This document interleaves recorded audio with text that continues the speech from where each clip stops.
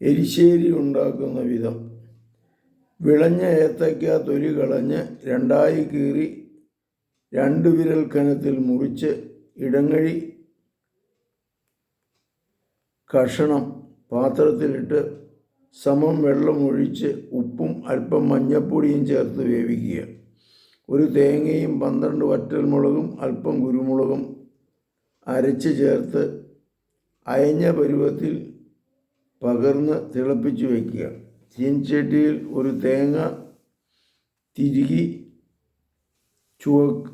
ചുവക്കെ വറക്കുക. വേവായി കഴിഞ്ഞാൽ ഒരു തുടം വെളിച്ചെണ്ണയിൽ സ്വല്പം കടുക് ചേർത്ത് പൊട്ടിക്കഴിഞ്ഞാൽ എരിശ്ശേരിയിലേക്ക് ഒഴിച്ച് വേപ്പിലയും ഇട്ട് വയ്ക്കുക. ഇങ്ങനെ ഏത്തയ്ക്ക എരിശ്ശേരി ഉണ്ടാക്കാം.